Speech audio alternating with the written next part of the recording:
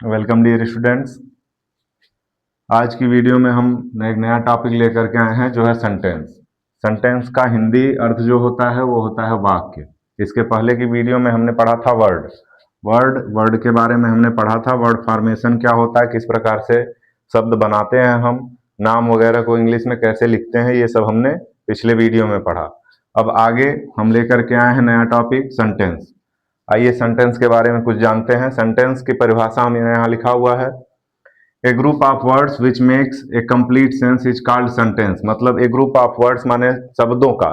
इसके पहले हमने पढ़ा था शब्द जो होते हैं उन्हीं शब्दों से ही मिलकर के, वर्ड जो होते हैं शब्दों से ही मिलकर के सेंटेंस का निर्माण किया जाता है। सेंटेंस शब्द को ही, कुछ शब्दों को इकट्ठा करके लिख दिया जाए, उसी से सेंटेंस का निर्माण होता है। उसके लिए कुछ बातें जो होती हैं वो लिखे हैं हम कि क्या क्या ध्यान में रखना होता है। तो आइए डेफिनेशन के हिसाब से समझते हैं। ए ग्रुप ऑफ वर्ड्स, शब्दों का ग्रुप में समूह, कई शब्दों को, मतलब दो चार शब्दों को इकट्ठा करके रखा जाए, और विच मेक्स, जो बनाता है, ए कंप्लीट सेंस, जो पूर्ण अर्थ प्रकट करता है, मतलब जिसका कुछ ना कुछ अर्थ मिले, वही हमारा क्या कहलाता है, इज कॉल्ड सेंटेंस। उसको हम सेंटेंस यानी कि वाक्य कहते हैं। जैसे हिंदी में देखिए, शब्दों का ऐसा समूह जो पूर्ण अर्थ देता हो, वाक्य कहलाता है।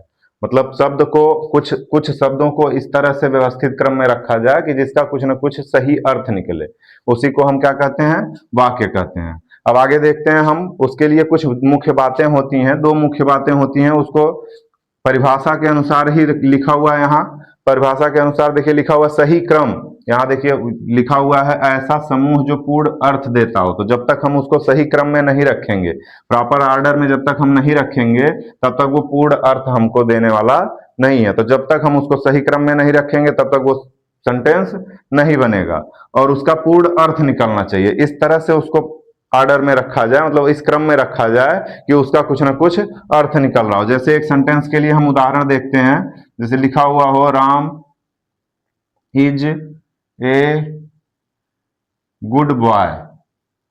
तो ये हमारा सेंटेंस दिखाई दे रहा है। लेकिन अगर इसी को हम लिख दें, ए राम गुड इज बॉय, तो यहां देखिए हम इसको सही क्रम में नहीं लिखे हैं। जब तक हम उसको सही क्रम में नहीं लिखेंगे, तब तक वो हमारा पूर्ण अर्थ नहीं प्रकट करेगा। पूर्ण अर्थ प्रकट करने के लिए हमको उसको सही क्रम में लिखना पड़ेगा। जब तक उसको हम प्रॉपर ऑर्डर में नहीं लिखेंगे, तब तक वो पूर्ण अर्थ नहीं प्रकट करेगा, और जब तक वो सही क्रम में होकर के पूर्ण अर्थ नहीं प्रकट करेगा, तब तक वो हमारा सेंटेंस नहीं बनेगा। सेंटेंस बनाने के लिए परिभाषा से ही क्लियर है, शब्दों का ऐसा समूह, मतलब जो समूह होना चाहिए उसका कुछ ना कुछ अर्थ, पूर्ण अर्थ निकलना चाहिए। जो पूर्ण अर्थ देता है उसी को हम वाक्य कहते हैं। नहीं तो अगर कुछ शब्दों को व्यवस्थित क्रम में न रख करके इधर उधर उल्टा पुल्टा चाहे जैसे रख दिया जाए, तो वो हमारा वाक्य नहीं बनेगा। उसको व्यवस्थित क्रम में रख करके उसका अर्थ निकालना ही वाक्य बनाना कहलाता है। जब तक अर्थ उसका नहीं मिलेगा हमको, तब तक वो वाक्य नहीं बनेगा। अब अर्थ निकालने के लिए उसको किस क्रम में रखते हैं, उसके भी नियम आगे हम पढ़ेंगे, कि पहले सब्जेक्ट को लिखते हैं, फिर उसके बाद किस क्रम में सब चीजों को व्यवस्थित करते हैं, वो हम आगे पढ़ेंगे। आगे आइए देखते हैं, कुछ और महत्वपूर्ण तथ्य होते हैं इसमें।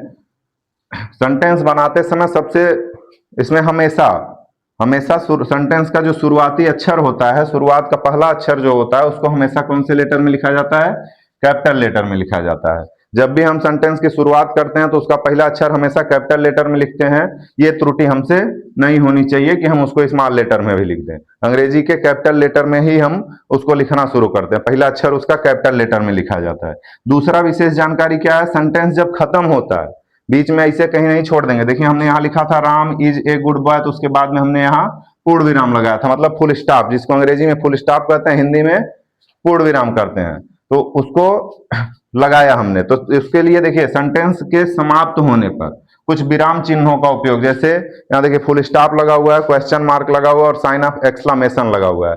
मतलब या तो हम पूर्ण विराम का प्रयोग करेंगे, या तो क्वेश्चन मार्क का प्रयोग करेंगे, या तो विस्मयादि बोधक चिन्ह का प्रयोग करेंगे। इन चिन्हों में से और कुछ चिन्ह होते हैं, सब चिन्ह नहीं लिखे गए हैं। इसके मतलब इनको खत्म होने पर कुछ विराम चिन्हों का प्रयोग करना होता है। जब तक हम विराम चिन्हों का प्रयोग नहीं करेंगे, तब तक वो हमारा सेंटेंस सही नहीं होता है। तो ये दो विशेष जानकारियां हैं और ये इसके परिभाषा के अनुसार होता है कि उसको सही क्रम में व्यवस्थित करना है और सही क्रम में व्यवस्थित करने के पश्चात उसका कुछ न कुछ अर्थ निकलना चाहिए। जब तक उसका पूर्ण अर्थ नहीं पता चलेगा और सही क्रम में नहीं रहेगा तब तक वो हमारा सेंटेंस नहीं बन सकता है, जैसे यहां सेंटेंस में लिखा हुआ है। विशेष जानकारी के लिए फिर से एक बार दोहरा लेते हैं। सेंटेंस के शुरुआत का जो लिखने के वक्त जो हम पहला अक्षर लिखते हैं, जैसे यहाँ देखिए राम लिखा हुआ है, तो राम लिखते वक्त हम राम में आर जो है वो पहला अक्षर है, उसको कैपिटल लेटर में लिखे हुए हैं, तो उसका पहला अक्षर जो रहेगा वो हमेशा कौन से लेटर में रहेगा? कैपिटल लेटर में रहेगा। और लास्ट में कुछ ना कुछ विराम चिन्ह का प्रयोग हमको करना है। वो जिस प्रकार का सेंटेंस रहेगा कि अफर्मेटिव है, निगेटिव है, इंट्रोगेटिव है या एक्सक्लेमेशन वाला है, तो उसके अनुसार हमको कुछ विराम चिन्हों का प्रयोग करना रहेगा, जिससे सेंटेंस हमारा पूर्ण होता है।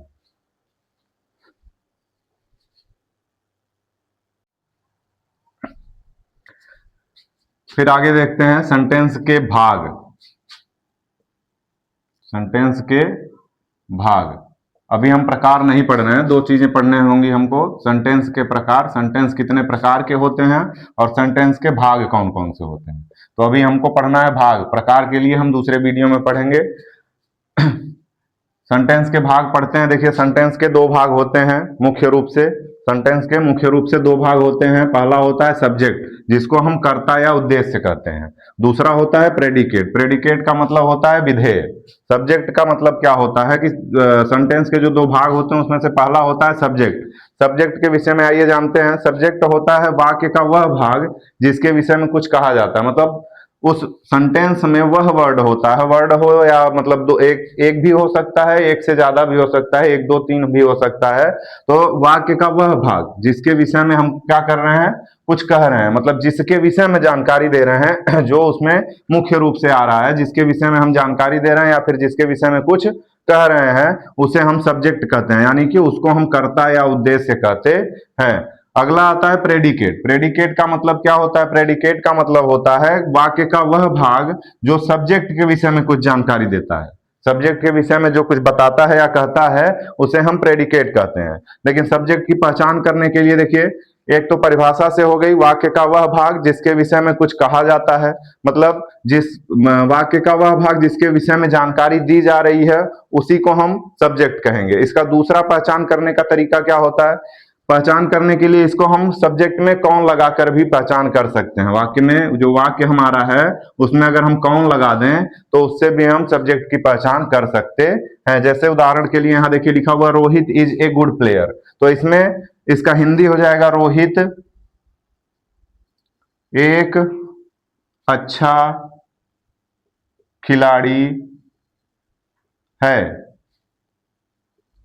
इसका हिंदी हो गया रोहित एक अच्छा खिलाड़ी है। तो हमने क्या बताया? वाक्य का वह भाग जिसके विषय में कुछ कहा जा रहा है, मतलब वाक्य किसके विषय में कहा जा रहा है? किसी खिलाड़ी के बारे में बताया जा रहा है। खिलाड़ी का जो नाम है वो क्या है? रोहित। तो सब्जेक्ट हमारा कौन हो जाएगा? रोहित। दूसरी पहचान जो हमने बताई कौन लगा करके, कौन अच्छा खिलाड़ी है, इसको हम पहचान के लिए क्या कर सकते हैं? इसको वाक्य में हमने बताया कौन लगा दीजिए, तो कौन अच्छा खिलाड़ी है, तो उससे जवाब हमको क्या मिलता है? रोहित। यानी कि हमारा सब्जेक्ट कौन है? रोहित। तो रोहित सब्जेक्ट की पहचान हो गई। सब्जेक्ट के लिए आपको पता चल गया कि वाक्य का वह भाग जिसके विषय में बताया जा रहा है, जिसके विषय में कुछ कहा जा रहा है, वही हमारा क्या होता है? सब्जेक्ट होता है। फिर अगला पहचान भी हो गया कि वाक्य में अगर हम कौन लगा देते हैं, जैसे यहां हमने बता दिया रोहित को हटा करके अगर हम लिख दें यहाँ कौन अच्छा खिलाड़ी है, तो आपका जवाब क्या मिलता है? रोहित अच्छा खिलाड़ी है। तो रोहित हमारा क्या हो जाएगा? सब्जेक्ट हो जाएगा। प्रेडिकेट क्या होता है? सब्जेक्ट के विषय में जो भी चीजें बताई जा रही हैं, ये जो सब्जेक्ट हमारा प्राप्त हुआ उसके विषय में जो भी चीजें बताई जा रही हैं वो बाकी सबकी क्या होती हैं? प्रेडिकेट होती हैं। वाक्य का वह भाग जो सब्जेक्ट के विषय में कुछ बता रहा हो, अर्थात सब्जेक्ट हमको तो पता चल गया रोहित। अब रोहित के विषय में क्या जानकारी दी जा रही है? रोहित के विषय में जानकारी दी जा रही है कि रोहित एक क्या है? अच्छा खिलाड़ी है। तो यहाँ इज से लेकर के गुड प्लेयर तक जो भी मिल रहा है हमको वो सब क्या होता है? प्रेडिकेट होता है। दूसरा उदाहरण हम एक देख लेते हैं।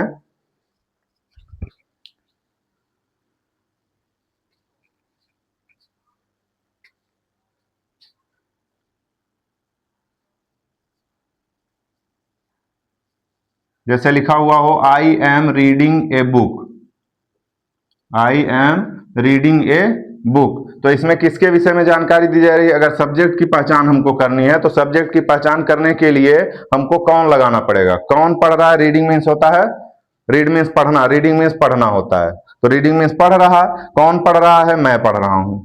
जवाब क्या आ रहा है? अगर कौन लगा दिया जाए तो कौन लगाने के बाद हमको जवाब क्या मिल रहा है? कौन पढ़ रहा है? मैं पढ़ रहा हूं। तो मैं पढ़ रहा हूं, तो ये क्या हो गया? आपका सब्जेक्ट हो गया। सब्जेक्ट आपका क्या मिल गया? आई।